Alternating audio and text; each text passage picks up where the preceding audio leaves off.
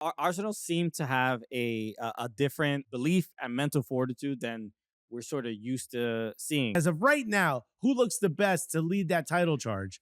I think we'd all say it's Arsenal.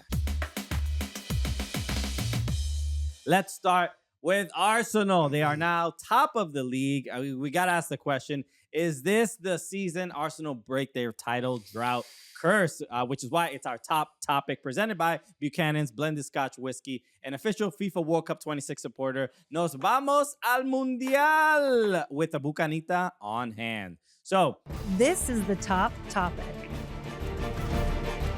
Arsenal, they win against West Ham. Congrats to them. But the last two matches, especially in the Premier League, are feeling there's a lot of heart.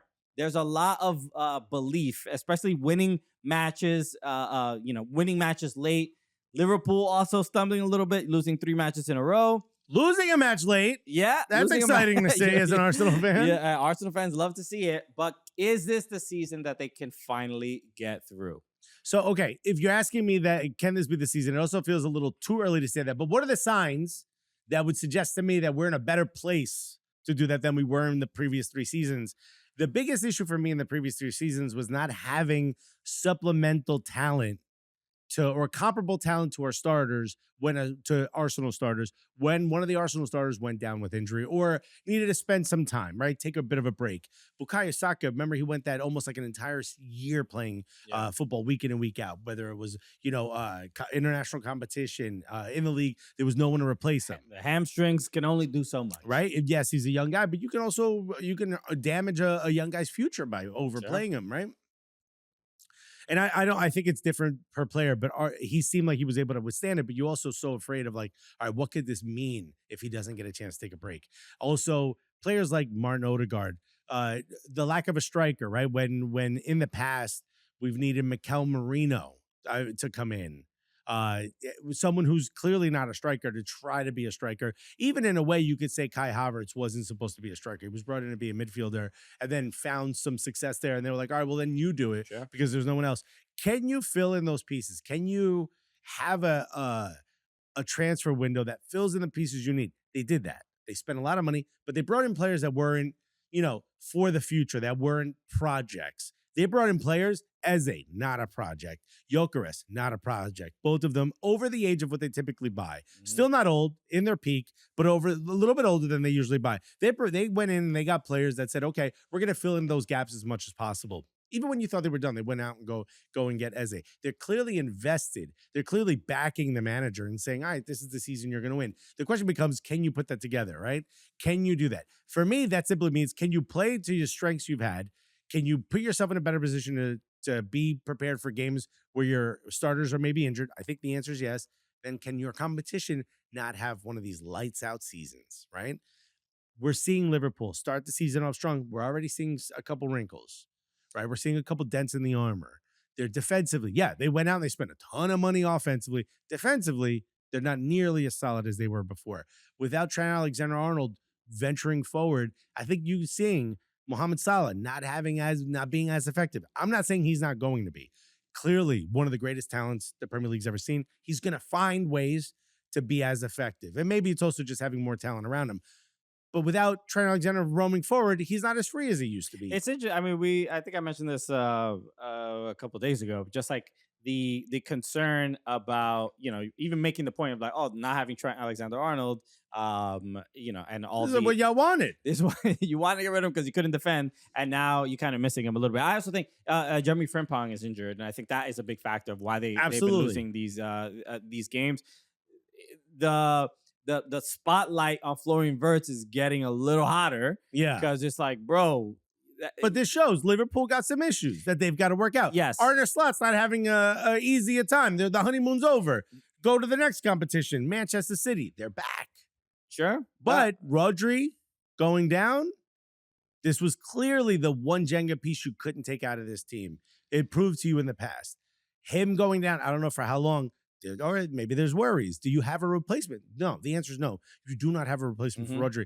Can Pep change the tactics? Everyone's going to say yes because he's the greatest manager of all time, right? Quote unquote. I'm not suggesting he isn't. He's definitely belongs on the list. he couldn't do it last season. Did he go and get the pieces for just in case Rodri is not available? We're left to see. Going down, Chelsea, can they string together a championship season? Doesn't seem like they can put it all together. No. It seems like they're stronger than they were last season. You know how much I love Enzo Maresca. His wife knows, right? I told her I love your husband, even though I'm an Arsenal fan.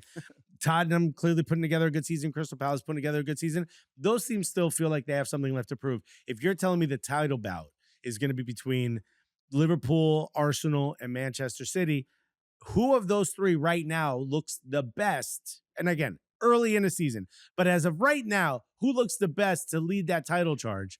I think we'd all say it's Arsenal. Arsenal seem to have a different belief and mental fortitude than we're sort of used to seeing, and depth is I was gonna make the same point. The Odegaard getting injured, and it not like you even saw huge. It could be huge, but in the post match comments, I was watching Mikel Arteta, and he was talking about it in a sense of worry for the player, like, oh, he's had such bad luck, and when he started the season he was injured, and now just something else. I believe it's he either tore or has some slight tear in a knee ligament. They said an MCL injury, so he's not going to be out for a very, very long time. But you can see the frustration on Odegaard. He was just like, man, I just want to play. I just want to be on the pitch. And even Arteta talking about it was just being like, oh man, he's had such bad luck. When I feel like if he was talking about this injury last year or the year prior, it's like, we lost one of our best players. He'd be like, why does this keep happening to me? I'm tired of this. Yeah. Why can't Pep be dealing with this, or somebody else, not me? Why do all the bad things happen to good people? Me. I've done nothing wrong. So that's where there's clearly a lot more confidence in on those bench players, and there's a little bit more preparation, and they know how they got burned in the past with not being able to replace players that were injured. Well, we had this conversation before. I think Noni Madueke is also going to be a big piece that he was gelling, so just having time away from the team. Yeah. But we had this conversation when, as they first came into Arsenal, you kept saying, like, he's so good centrally. And I'm like, he can play on the left.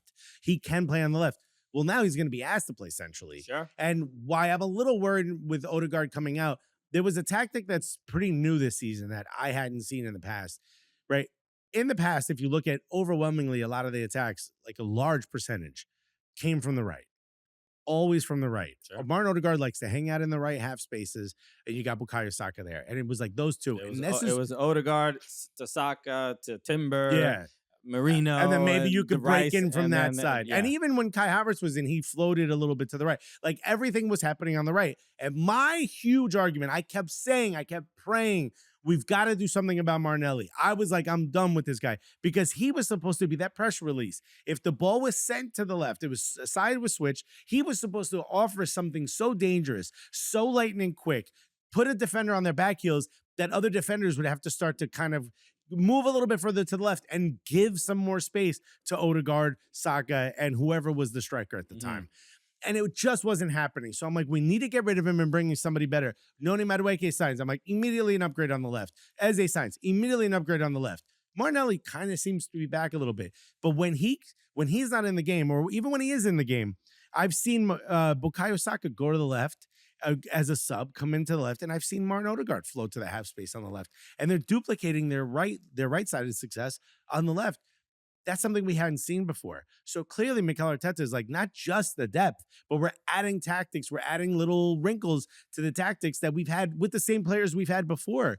Trusting his players could do it on the left. And 2 weeks in a row, we saw Martin Odegaard send a nice line-breaking pass into the box on the left side that gives an outlet for the left runner, breaking past the back line. We've seen these new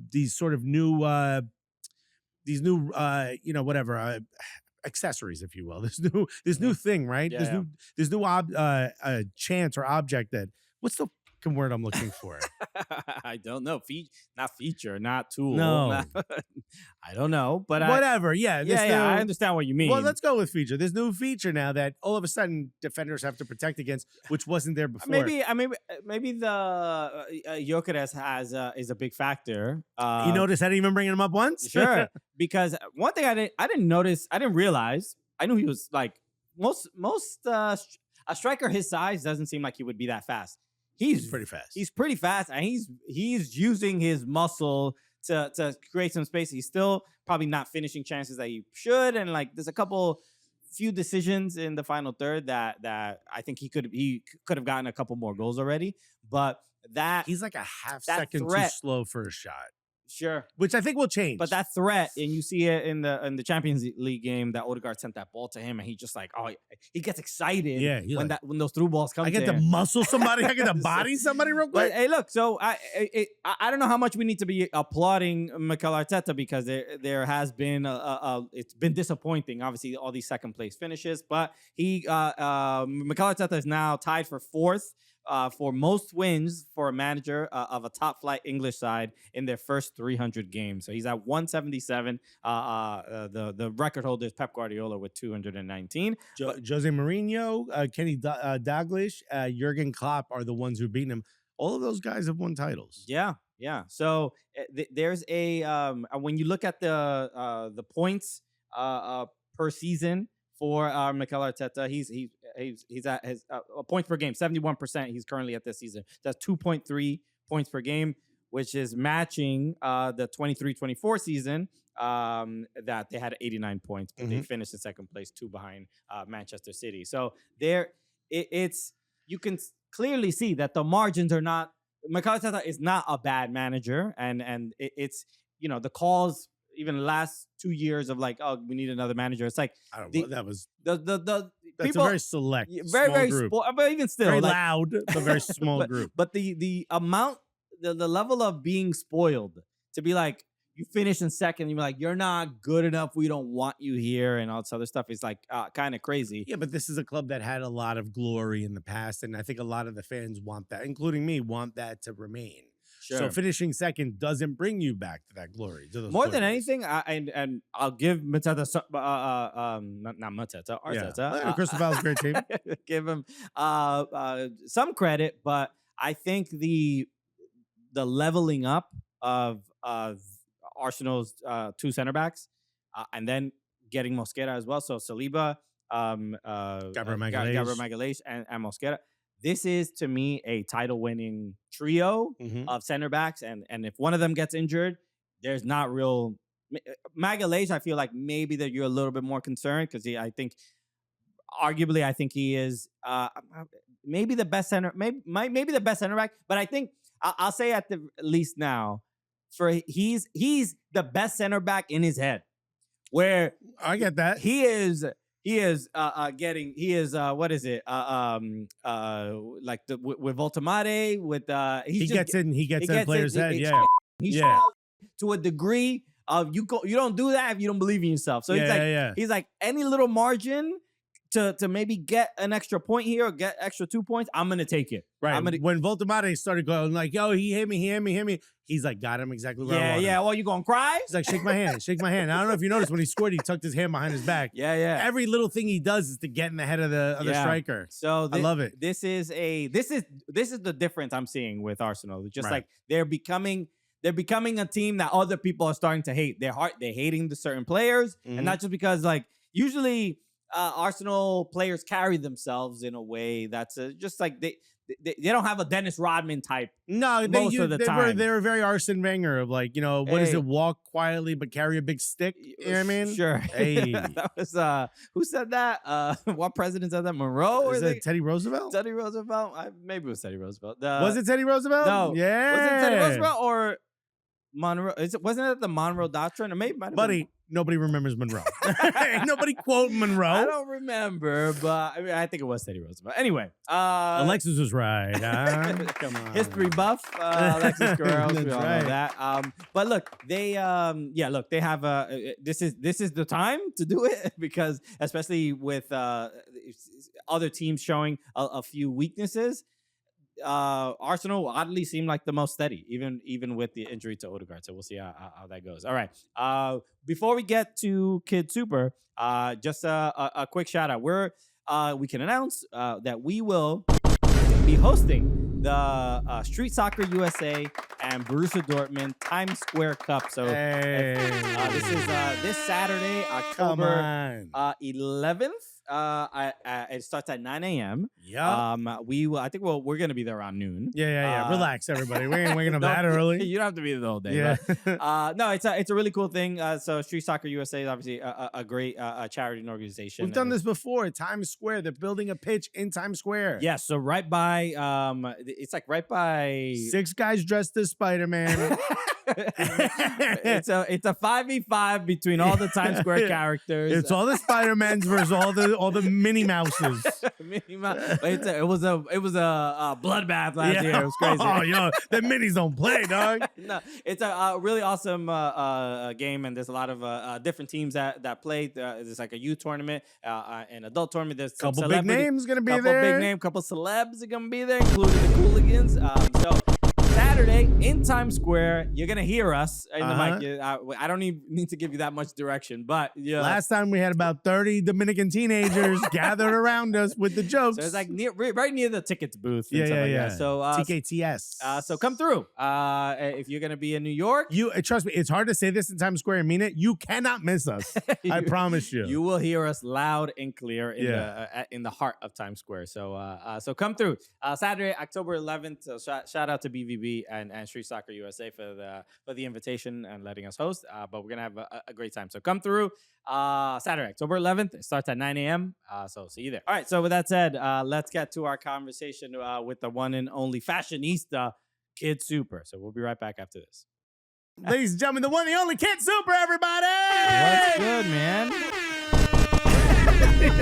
Do you prefer being called KidSuper or by the government name? No, if you know me, yeah. But you call me my name, but my name is Column. Yeah. And it's a weird spelling, so everybody kind of says it wrong. Yeah, there's vowels missing. There's a lot of vowels missing. Yeah. So but that's another fun thing where it's like, how well do you know me? It's like, oh, it's Colm. Then it's not too well. KidSuper, not that well. But I never really introduced myself as KidSuper. Feels like, does Superman introduce himself as Superman? I guess when he's wearing the... Yeah, he probably would not say his real name, Clark. right? Yeah. That'd be... Yeah.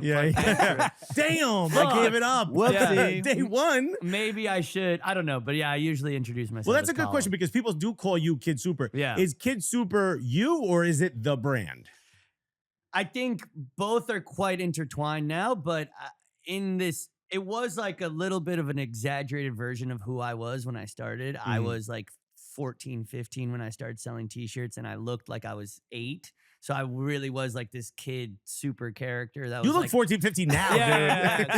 So, exactly. So I was like really, really young looking as a kid. And so the KidSuper thing was an alter exaggerated ego of what I was. And it was funny because when I started it, I remember thinking like, man, it's so childish and so like streetwear. It's kind of limiting of what it could be.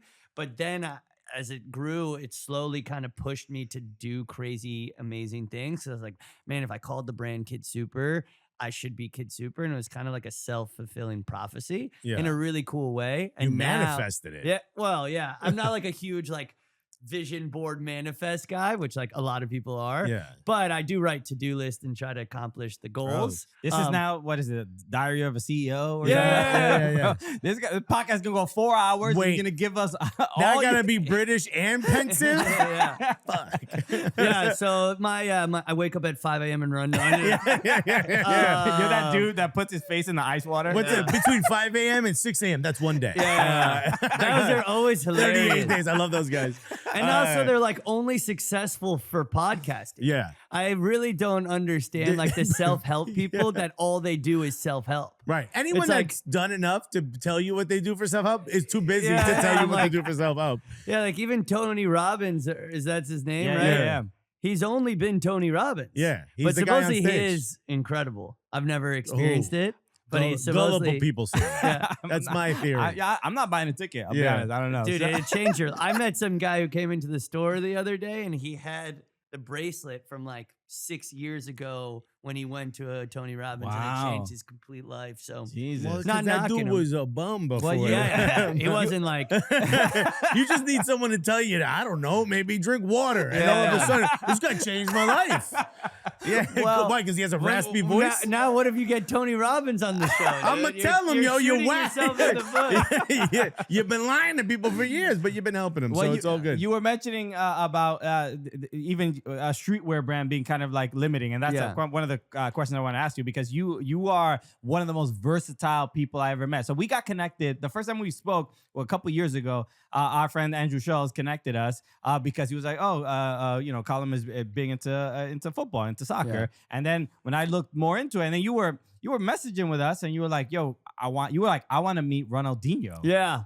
You and I have this we have this in common. Both of us are on Ronaldinho's feed. How crazy is that? What's better than that? I thought you were going to say both of us want to marry Ronaldinho. No. I was going to be like, yeah, that's completely true. It might happen. He's got like 18 wives. Exactly. That's what I was telling him. I was like, just add me in there. Yeah, we could sneak in there. So it was surreal. And Alexis mentioning the word manifest, because we were speaking, this must have been, I could pull up a second. It's probably like 3 years ago, 2-3 years ago. And you're like, oh, my dream is to like meet Ronaldinho. And then like 6 weeks later, I see you meet Ronaldinho, and you're like, a try. Yeah, it's his lock screen. It's my lock screen. Do not zoom on what that text was. We're going to have to blur that bottom part out. The text was good. Okay. But it really, I think even in that moment, because I heard of the brand KidSuper, but I didn't know you personally. I'm not as plugged into fashion as Alexis might be. I'm a bit more tapped in, yeah. So, but the first time I I think saw you was when there was like a fashion show, I think I don't know where it was. I think it was in Paris, and you did a comedy show. Yeah. And they all wore your designs and stuff like that. And I think Shows was there. Stavros was there. Which I had to sew 2 jackets together. This is my question, because I saw Colin at the in the suite, and I said to him, I go, hey, I got 2 of your jackets. I put them on. They're double XL, but I can't really close them. And what Colin did next was tickle my belly. Which is to say, that's not my fault, buddy. That seems a little bit of a you problem. But the reason I bought the jackets was like, I've worn KidSuper stuff before, so I guess maybe they were just oversized, the other stuff. But when I saw Stavros on stage, I said, bruh, I'm double X. He might be 4X. If you got stuff for Stavros, I know you got stuff for me. And then you told me you Frankensteined a bunch of clothing. So this is the funny thing. So when you make clothes for Fashion Week, you usually just make like a medium, right? Because that's what the models are. Let's go right here. I'm a model. Thank you. I appreciate the compliment. Hey, good for you, Papa. And so what I do for Fashion Week is I make a medium and an XL. And between those 2 sizes, you can kind of get, there we go. Yeah, you can get everyone. But for Fashion Week, for the comedian ones, we were booking them so late because comedians at the time were hard to book. We didn't know who was going to be available or not. Yeah. So I didn't know Stavros or who was going to say yes. So I just had made maybe this should fit most. Right. And then Stavros agreed, and he comes and this is peak fat Stavros. This is before even the first attempt to lose weight. He's as tall as he is wide. Yeah. And we're looking at him, and like, all jokes aside, we were like, what are we going to do? Because we didn't want to disrespect him either. Course. And he's obviously a comedian and funny, and he knows his size. But we had to sew an XL on his right arm and a large on his left arm. And the back were just 2 jackets, like arms, and then we threw like a huge coat over, and he came out, and it ended up being like absolutely perfect. He looked great. But it was hilarious. We were like, ooh, and we have that jacket like still in the archive where it's like this massive jacket. I might have to buy it. Yeah. I'll tell you a quick story. We launched the New York City FC kit last year. They flew us to LA. We did a whole photo shoot, and they forgot the double XL kit. They only had an extra large, and the lady's like putting her arms in it, and the stylist, and she's like, "It should be fine." I'm stretching. I'm like, "Lady, that is not gonna work." You don't know how I'm built. I put it on. Looks like sausage skin. I mean, you see the outline of my areola. You know what I mean? So I was like, "Yo, it's not gonna work." So they cut the back and they taped it. Yeah, and I put a jacket over it. But I was like, again, as a comic, I'm like, I'm gonna be able to go on stage and tell this in a very funny way. But right now, this kind of sucks. This kind of sucks. It's the motivation you need to. Stop fat shaming me, KidSuper. Well, everybody, when it's funny because sometimes big guys are always like, "Hey, KidSuper, like I need the." The problem with making like a double or triple XL, there's not a lot of you. Yeah. So you're like, I made 10 and I only sold 3. Right. And now what do I do with 7 blankets, you know? Gift it to me. And I will wear it on the show. So I was telling people, I'm like, we got hats, Yeah. maybe some socks. No, Uniqlo is a hat store for me. Yeah. For Super. sure. That's amazing. He's like, Yeah. how do I make my customers fatter? Yeah. Yeah. Well, I want to give you some credit because I'm not sure you changed music and comedy. Mm. Are you aware of that? I don't know if I'll give myself all the credit, but that's pretty cool to hear. I'll tell the story Okay. in a rush. Russ, the rapper, Yes. you let him use your down. You let him live below your store, right? This is true. This is a crazy Mandela effect. Bro, Right, you right, are the right. butterfly of the butterfly effect. I am. So I'll give everyone. So Russ goes to live in your studio. He decides no major labels want me, so I'm just gonna make a song every week and put it out. So that's even better. So look, I'll give you even more context. I love this. Okay, So we're gonna Russ, bring this around to comedy. This by is the way. great. This is great. So Russ dropped 11 albums on like Dat Piff, Yeah, all these random sites, blah blah. And then SoundCloud, he all was that. trying to drop it on SoundCloud, but it was just so much music. Yeah. And he had probably like 1,000 Instagram followers, which is like the smallest amount you can basically have if you're older than 12. yeah. So then he's looking at his plays, and his best songs are usually around the 8th song. But he keeps looking at the plays, and the number one plays is the first song. So he's like, damn it, that people aren't listening the whole time. Why am I dropping these albums? I could just drop one song. And so he starts dropping one song instead of, a whole album. So then he's, at the time, we meet him, and I'm like, I'll direct a music video for you because you need help on the visuals and all that stuff. And so he comes over, and I had just finished a recording studio that I built by hands in my basement, but I had The built basement of a clothing store. Yeah. and it was like I built it by hand, like screws, even Why? because even flashback farther. I converted my sophomore year dorm into a store. I get in trouble with the dean of housing. They're like, get out of the This is dorm. NYU. NYU. They're like, By get the way, out. he went to school with Nico Cantor. Yes. Oh, amazing. Yeah. Oh, Nico what a was on small world. he was like the second string goalie or third string Yeah. goalie, and I called him Mayonesa.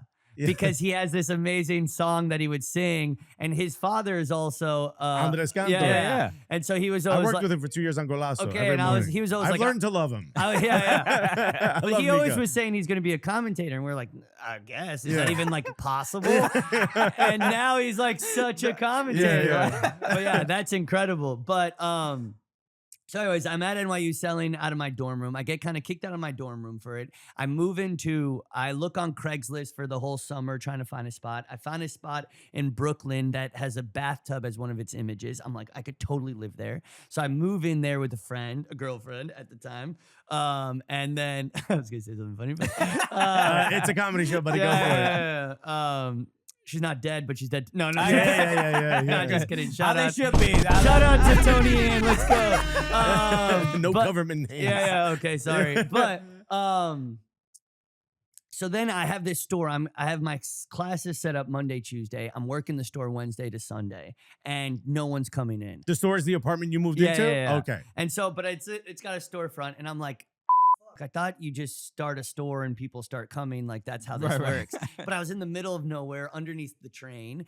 And so I'm like, okay, I got to get people to come here. And I was like, how can I make this more of like a creative space than a store? And so hence I built the recording studio. Gotcha. And so anyways, I build this recording studio. Russ comes, he's from Atlanta, and he's like, man, this is like New York. You can hear the train tracks while you're recording. Like, Yeah. And I was like, that sucks, doesn't it? And Yeah. he's like, nah, this is inspiring, blah, blah. And so he ends up Low key, he's actually from Secaucus, New Jersey originally. when he was born. And Yeah, then yeah. he had moved a lot as Yeah, he he did. lived Yeah, in Virginia for a little bit, I think. But then he he's like, yeah, can I crash here for a little bit? I'm like, dude, crash as long as you want. Yeah. 7 months later, he's kind of still in my basement. And the cool thing is he's like super hardworking, and I'm also hardworking. So we'd like wake up, work all day, and I'd be like, yo, you got a song? He's like, yeah, yo, you got this? And so we were really, it was a very like fun time period. But he changed the game by releasing that one So song. he's releasing one song, but we're good at graphics. So Foda starts making these colored, he lives Yeah. on the second floor. And so he starts dropping these albums with this stylized artwork, which like everything's now tied in, starts working. Then there's a a failing comic by the name of Andrew Schultz. Yeah. Who also is a hard worker. Also. But it's not, the comedy's not really working, but he's like, okay, analyzing everything, and he's a smart guy. He starts looking at the success of Russ, and he's like, Russ drops a song once a week. That maybe I should drop a clip a week. So let me tell you something. When I found out Andrew Schultz was friends with you, it was like Dangerous Mind. It all came to, because the way Andrew Schultz will tell you is that he was at home touching an orb. And it came to him to release a bit every week. And I go, man, that sounds a lot like the Russ thing. And Russ was in KidSuper's basement. I think he got this from Russ. So Russ, because he was allowed to stay at your place, decided to release a song every week, and that inspired Andrew Schultz to release a bit every week, and now he's changed comedy because you let Russ change music. I actually, in a weird way, this is 100% true. You changed both industries. I couldn't agree more. Yeah. Well put. No, we didn't. But it's the Andrew Schultz thing is true because I met Schultz after Russ. Yeah. And Schultz hit me up on Instagram and was like, yo, we're really inspired by what you and Russ are doing out in the store. Can we come over? And they came over and talked and he explained the whole thing. It's great. But shout out to both Russ and Schultz for just putting their head down. No, and 100%. Sure. They deserve all the credit as well. But it wouldn't have happened if you didn't I start selling clothes. deserve all. exactly. If you didn't turn your dorm room into a bodega or whatever you were doing up there. Actually, I have never thought about it as much as you guys just said it, but I have revolutionized There two we are. industries. Bro. As comedians, I'm thinking, what would KidSuper do now if he was still poor? Yeah. I need to do that But with my comedy. That's Colin, actually pretty cool. how are you gonna revitalize the soccer podcast game?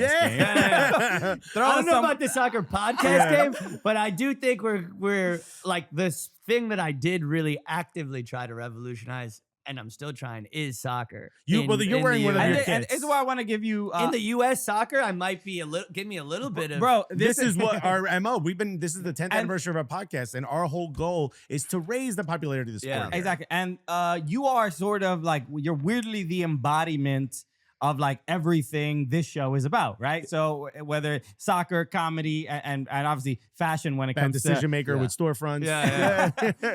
and soccer and football when it comes to kids. And I'm wearing one of your shirts. We went to Germany. We were just in Germany about 3 weeks ago, and we were in Dortmund. And just there's something surreal about obviously we met in person yesterday at the NYCFC game, but as someone that we know. Being so influential to the game, we all love, and out in Germany, people are just rocking your designs. Everybody, the Dortmund front office, everybody was talking about you and stuff like that. It's crazy. But this, we can talk about just sort of the journey, but just specific to football. I mean, you are clearly very passionate about it, but can we talk about the origins of how you got into this game? If you ask my parents what they thought I was going to be as a kid, and they would say a soccer player. Yeah. And so I was always soccer kid, and I grew up moving a lot. So every time I'd move, the first thing I'd do would join a soccer team, and that was like my whole foundation of friends, personality, what I wore, etc. And so when I moved back to like after high school, I went a year to Brazil to play soccer. Then I played in college. Then I played and so I won best player in the division as a rookie and stuff like that. So I was a real soccer player and Midfielder? Midfielder. And so fashion was kind of the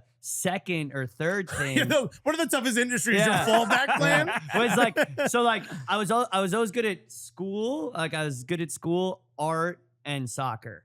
And those were my three things. Yeah. Art became fashion, soccer became soccer what it is, and then school, I guess. I'm here but I went to college for mathematics, so I have like a math degree and stuff like that. But soccer was always and everything was like the dream. And it's crazy, through fashion, I've been able to check off like all of my fashion or all of my soccer dreams. Like Sure. the people that I've played with. Yeah, you played in some huge games. Yeah. bro. Ronaldinho. Yeah. Kaká, Drogba, Thierry Henry, Makelele, Adriano, Maicon, Pierres. You know who coached me? Arsene Wenger. You've met Arsene Wenger? He's like 6'10", by the way. I've met almost everyone else you've said. Arsene Wenger is the one guy I need to meet. As an Arsenal fan, that is like I grew up without a father. That's my dad. Yeah. So tell us about that. Unpack that. Again, comedian and fat. I think that tells you everything. Yeah, that's hilarious. Dude, you're like you've played with basically every like icon card in Ultimate Team. But So the thing is, though, a lot of, especially Germans, is a big thing. Like soccer fans are like, who's this guy designing our kit? Yeah. He just you deeply care about this sport. Deeply. And when I was designing, so when I started working with Puma, which was probably like 4 or 5 years ago, they really wanted me to do like fashion collabs. They look at the collaborations as like elevating in the fashion space, and it's called this whole like select part of Puma. And They've got what, A$AP Rocky, Skepta. They did Skepta, Rihanna, and they've had Dua Lipa. I mean, over the past 5-10 years. Send me the Skepta shoes, bro. I need the big smokes, bro. That's probably possible. Yeah. We can head 10.5. Yes. We literally just met the Puma guy. Yeah. But now I'm talking to them directly via the pod. But yeah, so when we're in the meetings, they keep being like, what's your fashion about? And I'm like, all I want to do is soccer with you guys. I'm like, you have the craziest soccer history that people don't talk about enough, right? Puma had Pelé, Maradona, Cruyff, Eusebio, everybody. And so I kept being like, why is this? They basically just took like the 90s and the 2000s off. And Nike just came in and got everyone. But I was telling them like, okay, you just have this history that you can really play in and everything. And, the Puma Kings. And now they have Neymar and everybody. So I kept pushing. And then, so we would do a one-off cleat and collab with Hector Bellerin early on, which was amazing because he wore it in the Premiership. And I was like, oh my God, my cleats are getting worn in the Premiership. And then slowly, but then they came for the World Club Cup. And they were like, do you want to design 8 of the jerseys? Yeah, and I so was like, PSG. No, I did. No, PSG's Nike. Yeah, so. I did Palmeiras, Man City, Salzburg, Mamelodi Sundowns, Al Hilal, BVB, and is that 7? Maybe I did 7. Yeah, but the Mamelodi Sundowns. Yeah, that one. People are going crazy over that one. Well, the best thing was that the announcer during a game was like, and the best jersey of the tournament. And it's like, you have to be a really good jersey to get the commentators to like, talk about the jersey. But I wasn't scared. Like the word, I wouldn't say scared, but I was really trying to honor, like, because soccer fans are so mean, especially if you do anything that's like out of the ordinary. Right. Oh my God, if you divert from tradition even the slightest. And obviously these are the most diverted from tradition. And so I was also, what people don't understand is like, there's Puma, there's the team, there's FIFA. So I had to get approved by 3 different organizations for each design. So for each jersey, I probably made like 10 jerseys. That like, no, sorry. Whoa. Oh, this is getting rejected. Can we ever just see those? Oh, Not on camera? We could pull them up. I mean, if you have a laptop. All right. Yes. We got to do that. I'll show you guys. But it was really a difficult process. And by the end, for some of the jerseys, we were like, just tell us what's allowed. Yeah. And like, I also designed AC Milan, and they didn't make the tournament. So I had an AC Milan jersey, which was cool. But what an experience. Do you have samples of those? Like you had one-offs? I didn't get, they didn't produce, maybe they do but they didn't produce it. But the other cool thing was to see which fan base was like the most powerful or like the most willing to purchase and blah, blah, blah. Sure. And like, what do you think was the number 1 selling? If I had to say, I'd probably say Palmeiras or BVB. So Palmeiras like number 1 by far. Brazilians are crazy. Mamelodi was it took probably the most internationally. And then Monterrey was huge. Oh, I don't know if we mentioned Monterrey. Yeah, Monterrey, Rayados, bro. But Palmeiras, they were calling I was like, how'd you get my personal number? And they're like, we flew to London to try to buy it, like crazy. It's sold completely out. I don't even have one. I can't even get one. Wow. Because I wanted Esteban to sign it. Yeah. Because we have like so when I went to Brazil at 17, I stayed with a family who was a coach for Vitória. He's now the youth president of Palmeiras. So he found and scouted Endrick, Esteban. Wow. And so he's like the god of Palmeiras, but that's like my legit father in Yeah, Brazil. yeah. And so now I'm like super connected to I have Palmeiras. 0 dads. He has one in Brazil now too. That's a Brazil. You really gotta get some dads, dude. No, What are you gotta doing? get one dad, dude. Just one. And then collecting all the dads. Can I give you some credit? Was this a choice? I'm looking at the kit you're wearing. You're Yeah. wearing the long sleeve Salzburg kit, Yeah. which is absolutely gorgeous, by the way. But it's not sublimated. This pattern on the fabric Yeah. is stitched with pieces. You don't see kits made like this anymore. So They're this- made as one-offs, and then there's just sublimated or painted to make it look like what you did. You brought back the old school style kit. So this is the actual old school kit. So like there's the professional one that they play in, which is also available. But then this is like the fan one, but it's based off the actual vintage jerseys. Did you have to get that approved? So we just kind of fought for it, but Puma was also really down. So like shout out to Puma, they did a great job for this. And when we were working on it, I was like, how big is this going to be? Like this seems like a crazy thing. And yeah, they ended up doing like blowing it out, and like the sales were crazy. And yeah, it was I think one of the coolest things in recent years that like people have done in soccer. This is the Jerseys. best thing I think Puma's done since some of the kits for like the last AFCON, Yeah, which were yeah. like crazy. But AFCON kits are like skin tight. And I love the idea, like I'm American. It was in America. Yeah. It was like a really good story to tell. And we were really worried because like at first some of the jerseys leaked like on the ground, and they were like, some fans were like, what is this? And now I see like the turn. Yeah. Like even the Mamelodi, some people were like, man, what is this? Who wants a fucking painting? And then all of a sudden it was like, wait, this is the best jersey ever. And so like that was funny to watch. BVB had some hate initially, and then all of a sudden became like a cult classic because Are these ice cubes? no, they're honeycombs, because it's the drawing of a honeycomb.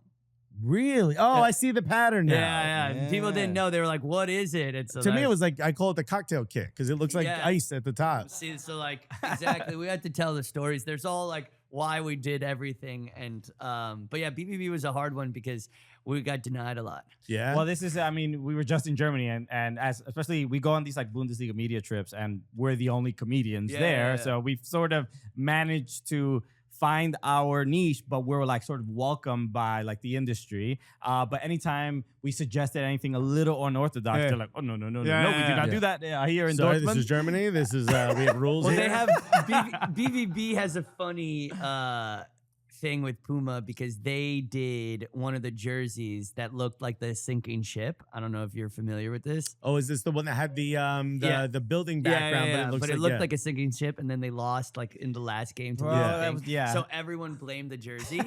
So I'm talking to Puma. I'm like, damn, this is gonna be because like they were like so mad at Puma. The funniest thing about that jersey is that was a fan chosen jersey. Yeah, Right, So right. like Yeah, this- Puma didn't even really design Yeah. it. So like I know the designers, and they're like, we're getting roasted Yeah, for this this ain't team my that the fans picked, and then Blame- they're like, so Blame the 50+1 rule. so I was like really like, okay, we have to like try our hardest not to get completely roasted. And so we were trying to think like, if someone wins, it doesn't matter. Like if Yeah. you win, the jerseys are iconic. yeah.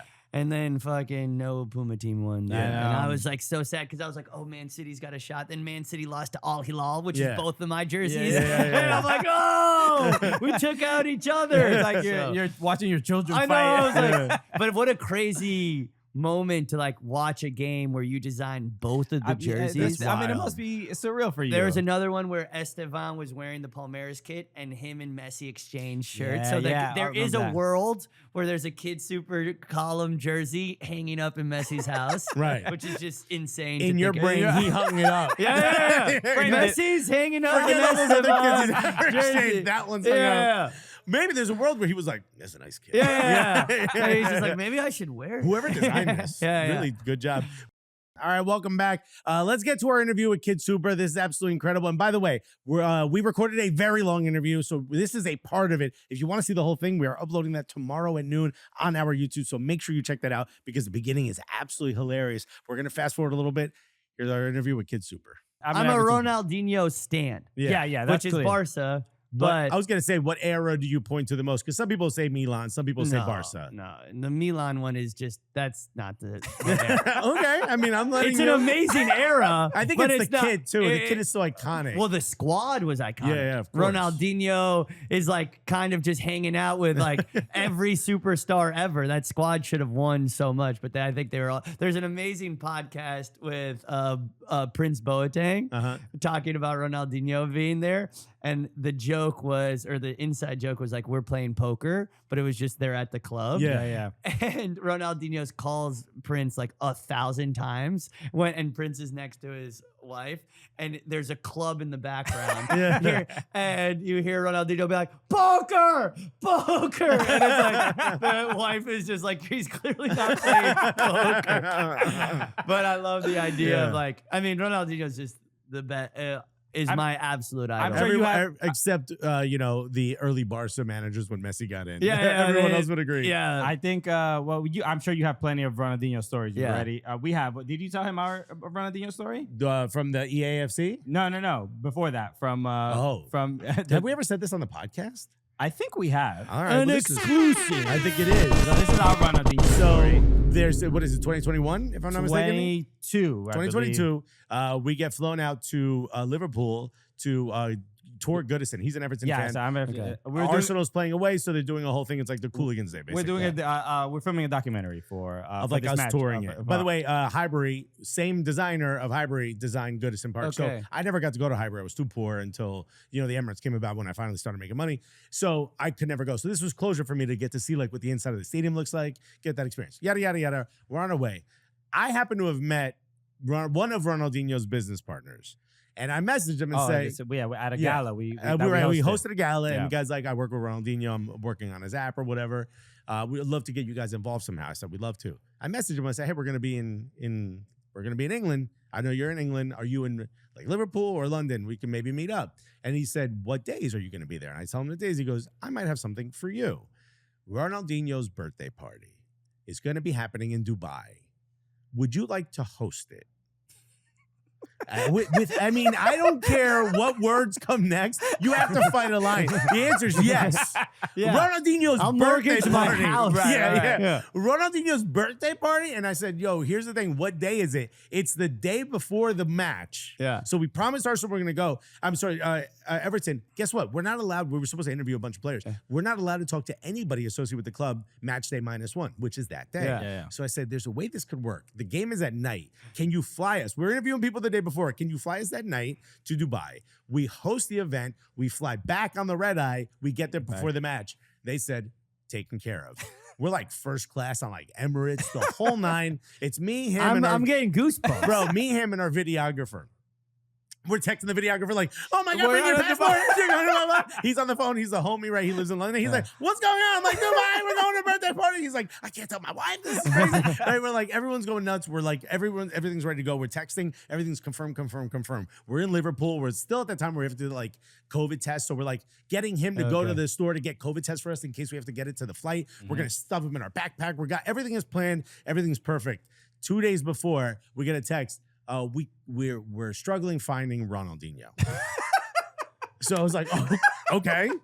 The birthday boy? Yeah. We're gonna go though. Like we're still going. We can celebrate without him there, right? So we're getting that text gets deleted. Oh. This is WhatsApp. Oh, so that okay. text gets deleted for everybody. And then I get a phone call from the guy. This is the day before we would have flown. So we're interviewing players. Hey, so Ronaldinho forgot that he booked a UNICEF event. So he's not going to make it to the birthday party. So the birthday party's off. So there's no event. So we're going to cancel the flights. There's nothing happening. They sent us the tickets. They sent us we have the tickets and everything. And he goes, I go, where's the UNICEF event? He goes, come on, man. And he hangs up the phone.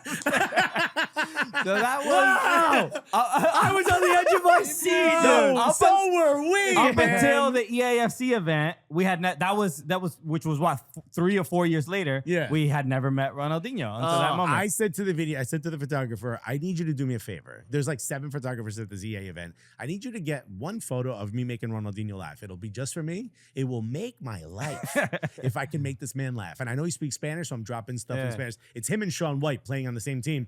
The next table over. The next, I was there. Yeah, the next seat over is Alex Morgan and our very close friend Ali Krieger. I didn't even realize that.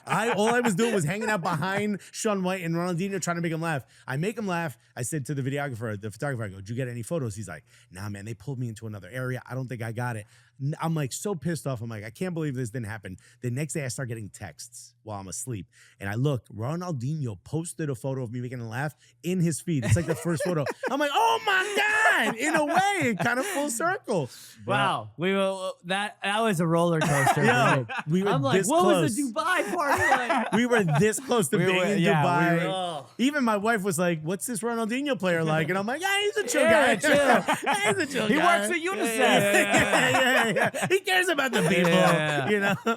That's so man. good. Dude. I have a lot of stories, but I used to just Instagram like KidSuper new drop. Happy birthday, Ronaldinho. I can't wait till we get married. KidSuper new product. Like Ronaldinho's the greatest person of all time. Yeah. And one kid on Instagram was like, I know Ronaldinho. And it was like, I've been posting this for like, 10 years. Like, the occasional I just like draw him, post it on Instagram, do all this stuff. And so this kid's like, I know Ronaldinho. His name's Emery. And I'm like, sure you do. But obviously any little bit of, I'm like, okay, amazing. What now? Yeah. And so kind of a super interesting story, but like during like 2000, Ronaldinho was doing a friendly for Brazil in America. And this kid's father owns a sports store in Chicago. And Ronaldinho and the brother went to the sports store because they're like, we're in Chicago, let's go look at whatever. And Ronaldinho and Ronaldinho's brother, who's his manager, who's amazing, and the guy just kept in touch for like 20 years. Like anytime he was in Chicago, he'd come, and to the sports store, they hang out. And so this kid is the son of that guy. And so he does know Ronaldinho. And so he puts me in a group chat with Ronaldinho's brother and the kid, and every time KidSuper does anything awesome, the kid sends it to the group chat. Then he's like, look at what he's doing now. Look at what he's doing. Wow. And so probably after like 6 months of like this group chat going, Ronaldinho's brother's like, okay, fine, I'll meet him. Like, he's like, we're in Miami right now. And I'm like, that's so funny. I'm in Miami. And I'm like, I just have something for like running to LaGuardia. I'm like, I just have something for like 5 hours. And so I fly to Miami and I'm sitting down at lunch with Ronaldinho's brother and the kid and everybody. And in walks Ronaldinho to this restaurant. And I'm like, this is your first time. First time. man. And I'm like, this can't be, because also he was a little bit late. So I'm like, maybe he's not coming. Whatever, blah, blah. And so I'm he like, has an aura though. I'm like, and also I think we forget how famous he is. Yeah. Because he was on the face of everything ever. Yeah. FIFA cover. He represented all of Brazil. Right. He represented all of soccer. Joga Bonito, Nike. Fair to say he's the biggest name in soccer after Maradona. At the time, At the time, for sure. he was like the next one was like the biggest name everybody knew. So everyone in the restaurant obviously knows. We know, blah, blah. And so I'm freaking out. We're talking, and I speak Portuguese okay because I spent the year there playing. And so I'm there, da, da, da. And then all of a sudden they're like, so what do you want? And I was like, this. well, this is pretty awesome. It's happening. This seems like enough. Yeah. But I was like, but if I could dream crazy, it would be amazing if he walked my fashion show. In Paris, he played for PSG. Yeah, of course. He's I think like the most fashion icon soccer He player. personifies Paris. Exactly. Yeah. And he's not so even Parisian. they're like in Portuguese, they're like top, which is just like awesome. Yeah. And so I'm like, all right, Yeah. awesome. Is that a handshake? Is top? Yes. Yeah. And so, anyways, we leave the meeting and like lunch, and they're like, yeah, keep texting me, or like I keep texting them like, so are you coming? You're coming, and blah blah blah, and like end up happening. And so I remember. Was it the same week as his fucking birthday party in Dubai by any chance? Well, that was Definitely the was. funny thing, because I remember being like talking to the booking agent for flights and stuff, and they're like, just don't book anything in the morning. I was like, flights at 10 p.m. Yeah. But he ends up coming, and I'm so nervous, right? And his brother and him and his like day-to-day best friend Alvin are like amazing dudes, and they know how much I love soccer. But when he comes for the fitting, I bring a soccer ball, and I'm like, I'm gonna juggle in front of Ronaldinho, blah, blah, blah. And there's a video, and I'm like, everyone film fucking everything. Yeah. And so there's a 17 I'm like, videographers. everyone comment. And he comes, just him and a friend. We start playing, and he's like, fuck, he's got a better touch than pros. Yeah. And I'm like, Yeah. I need new pants. Yeah. And he's like, well, you ever want to play with me on these celebrity games? And that's how the whole thing starts, Yeah. because I brought the ball. And then he's like, well, we have a celebrity game in Miami next week. And I'm like, I'll be wherever, whenever. And so play with him in Miami, play with him in Colombia, play with him. Brother. So, unbelievable. Good for you. This And is I was great, like, man. I'm so proud. and like I'm obsessed with Ronaldinho. Yeah. And so now, you know, when they're like, it was very funny because if you look at any interview or anything, they're like, who's your style icon, all the fashion, who do you want to meet? It would always be Ronaldinho. And now I'm like, wow, what What are you gonna do now? Who's number 2? There's like, it's no one. No one's even close. You never even made I never room. even thought about it because I was like, this Ronaldinho thing. And like to have him participate in a KidSuper event, have him walk, just crazy. All right. What do you think about the style of soccer players now? Because I used to think of like professional football, especially in Europe. Yeah. And I thought they dress so corny. They would wear like, no disrespect Yeah. if your friend, anything with No, D no, no. squared. I'm Yeah. like, That's amazing. so embarrassing. Well, you remember, you know, Mario Balotelli walked my last show. Yeah, he's I was about to name a lot of bedazzling, a He lot was of an capri iconic pants. fashion icon back in the day when he was first coming out. But I know Hector Bellerin really well, and he was like kind of the first person to really be like, I care about fashion. But he caring was about like modern fashion, not just I'm rich and I can buy. right. No, expensive but clothes. he's like looking at it, Yeah, caring about what he wears when he walks through, and he was getting so much hate. yeah. And now it's completely changed, and He's the icon. He's the icon, but like now every player kind of cares a little bit, Sure. and they're trying to be. You got to on- drop a fit pic. What is it? Yeah. The Clairefontaine when the French players get to the Yeah, national, they're it is all- a fashion walk, Yeah. bro. Jules Conde is like the He's yeah. incredible. And so he's actually like, because he came to the KidSuper store and like all he wanted to talk about was fashion. And I was like, who gives a fuck about that? yeah. I was like, how's it playing for Barcelona? Like, how good is Lamine Yamal? Yeah. And he's like, that good.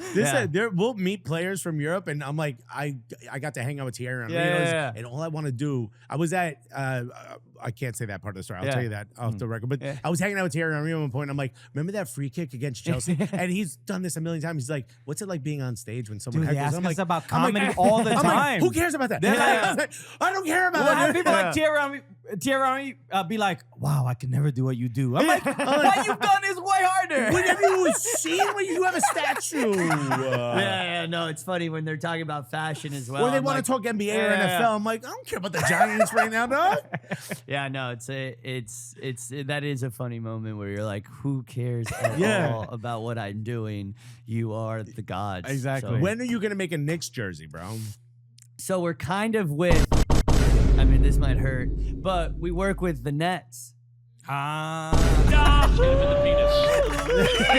No, but also Kip kind of is now pretty solidified. Oh yeah, he's with the Knicks, so I'm trying to solidify with the Nets. So All right, that's fair. and then we can be really beef. yeah, we can beef. Me and Ronnie can beef. All on right, fashion. so Ronaldinho played for Barca. Their Yeah. biggest rival is is Real Madrid. yeah, and I'm a Real Madrid fan. Right. But you Who remember is- when they hold on. clapped? Yeah, that's true. just I was there the whole time. I was at the He's game. like, see, I told you Yeah. guys. Who's KidSuper's Real Madrid or who's KidSuper's Barcelona? In fashion. brand, I was like, KidSuper's Real Madrid's Real Madrid. Yeah. I'm a huge Real Madrid. Who's my like competitor? Yeah. What's the biggest fashion rival. super Fashion classico?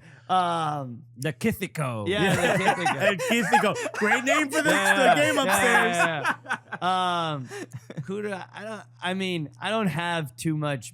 I mean, fashion beef is hilarious. But not beef, but like you guys compete. Yeah. You know, you play in the same. like respectful beef. Right. Your streetwear is respectful. Yeah, different. yeah. I don't see you competing with an MA. Yeah. I wouldn't say my exact competition. Yeah, I don't know. It's a hard one because also the thing that's a little bit funny about fashion is like we really don't know each other. Like the cool thing about soccer is like you get up and you play and you meet and you like, and then you play in the national team. You guys together. don't exchange shirts and Like, fashion? like I've met Ronnie once, Yeah. right? And we had lunch together and it was super cool. But like he was like, "Who are you?" And I was like, "Who are you?" We don't really know each other. So that's like a little bit kind of funny of like, also everyone lives super far. Like, a lot of people are based in LA or their brands are European and stuff like that. So like, so at Fashion Week, y'all don't ever get together?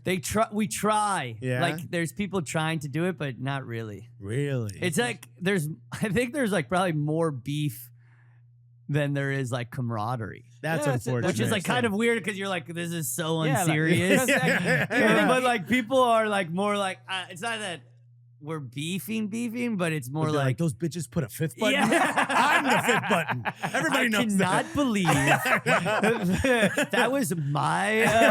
How long is the cuff? Yeah. Nah, yo, this war. It's interesting because even in comedy, there's like at least like cliques, right? And the Well, cliques will the kind thing of. that's because I hung out with Schultz a couple times, and I remember I didn't know everyone, and I remember being like, "Oh, you guys are kind of funny." They're like, "We're professional stand-up comedians," and I was like, kind "All of right, what we do. You're not that funny." Like, I haven't laughed that much, but I didn't realize that like they kind of comedians only hang out with comedians. Yeah, 'cause which like. who else lives our lives? Yeah, but like fashion people, I hang out with zero. Yeah. Wow. So like it's kind of a different world. Like my friends are 0% into fashion.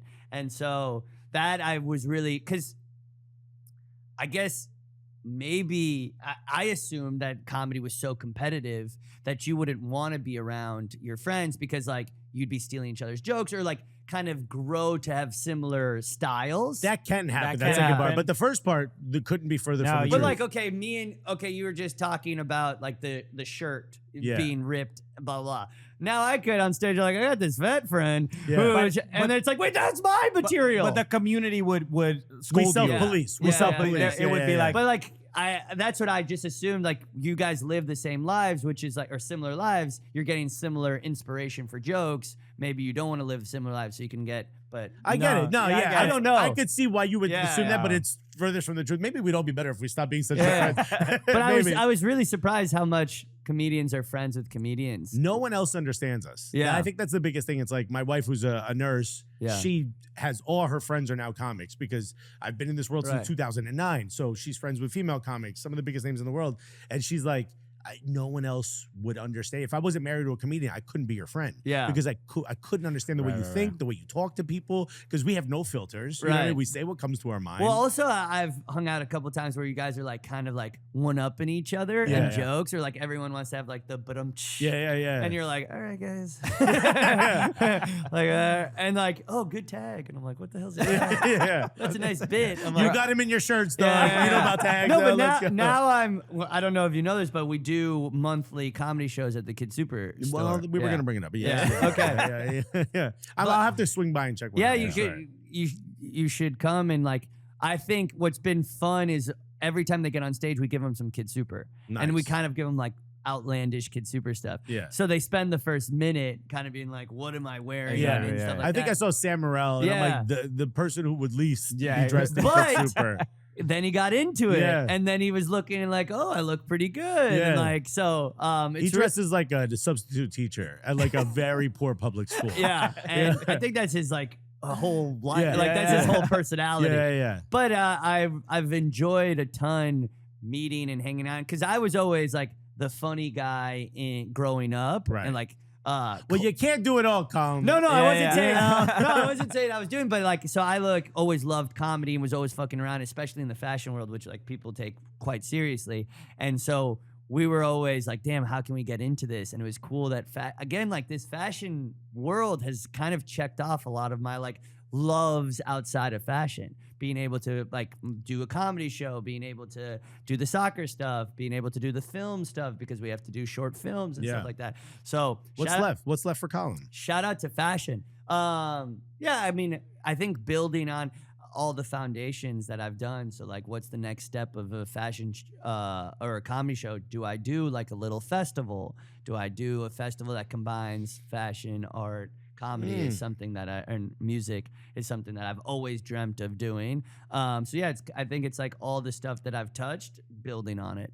But I think people think or see KidSuper as like, oh, like now he's trying this or trying this. But if you like scroll back my Instagram, like I threw a comedy show 10 years ago at our first KidSuper building. Yeah. Like I tried, I mean, the soccer thing, obviously I've been doing forever, but like all the things that I'm doing now, I tried, just no one was paying attention. Yeah, fashion opened the door for you to do all the other things you're passionate And about. get And everyone big. assumes you're just a fashion guy. Yeah. You get So- to shut up and dribble. What is it? Shut up and design? yeah, no, it's, I mean, I think no one loves like a half-asser, Yeah. I think, and I don't either. And when I hear people like, I'm multi-hyphenate, I'm Yeah. like, shut up. Yeah.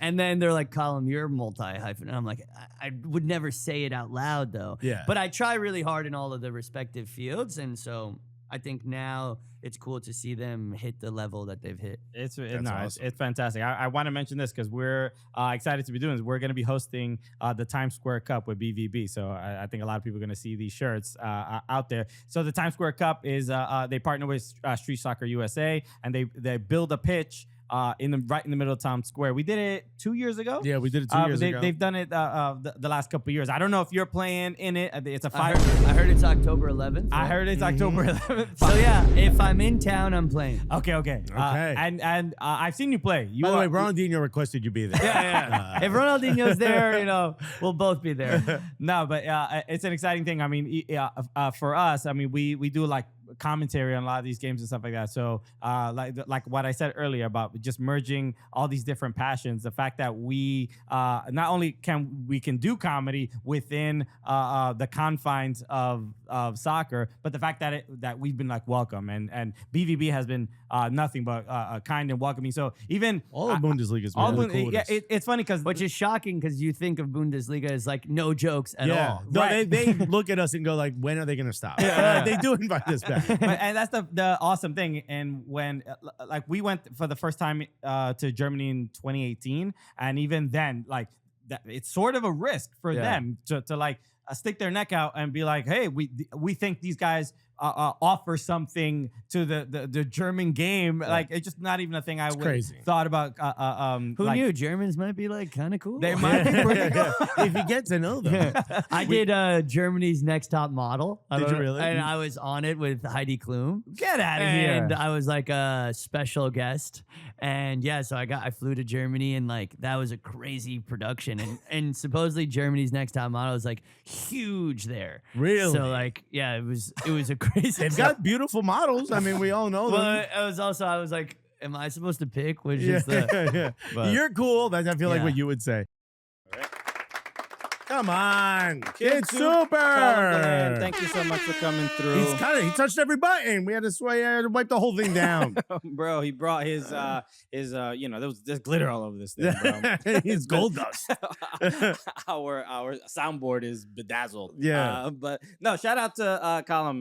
Really, really dope. I think it was a very, very interesting and insightful dude, and also very you sort of sometimes you think of like fashion people as being I don't know, not necessarily not multifaceted, but like very hyper focused on you think they carry themselves in a certain way or have a certain personality, but He he's like breaks the mold. very, very baby. down to earth, Yeah. really good dude. Who's hung out with Ronaldinho all these times, play soccer, but So many interesting stories. much more humble than you would sort of think based on scrolling through his Instagram. That's Yeah, for the main sure. thing. So that was really, really dope to meet him. So shout out to KidSuper. Hopefully he's at the Times Square Cup this weekend. He said he might be available. So just another reminder: October 11th kicks off at 9 a.m. in Times Square. We all love Times Square. Oh my God. That's where we all hang out. We all hang out. I get dinner there every night. Hey, I'm a New Yorker, Yeah. and I go to Times Square. Tad steaks. only $3.99 for a steak. What could go wrong? But absolutely, it's gonna be really, really dope. We're gonna Cooliganify Ooh, there Times you Square go. a little bit. That's right. Christian's ball's gonna drop, just like New Year's Eve, dude. And he's gonna have a deep voice the next episode, bro. Things are gonna change. I'm gonna start finally getting some respect around Oh here. yeah, it's about damn time. So come through. We'll see you there. All right. As always. Also, if you want to check out the whole interview, go to our YouTube tomorrow at noon. We got the rest of it, dude. He is so entertaining. Yes. You got to check out the Tomorrow rest of the being interview. Tuesday, Yes. October 7th. Sure. So make sure you do that. New Eastern time. Although, if you watch this after that, just go there now. So shout out to Colin. Thank you again for joining us. Make sure you follow us everywhere at Soccer Cooligans. Follow us on Blue Sky at soccercooligans.com on there. Hit like on this video. Hit subscribe. Do all your homework. You already know what to do. We're gonna laminate it and send it out to you. All the things you gotta do. Exactly. You're gonna put every morning you wake up. You're gonna look at our photo and a little YouTube description of everything you're supposed to do on this channel, and you're gonna do one of these. To both of us, right there. Maybe my side's a little more moist than the other side. Who knows? You know how people have like players posters on the wall. Why can't they have the Cooligans on their wall, bro? We gotta start sending out some posters. Okay, bro. Underwear photo shoot coming soon. Hell yeah, bro. We'll do. One underwear is gonna be my mouth. Why is this episode still going? All right. Thank you so much. Thank you everybody for tuning in. See you in Times Square.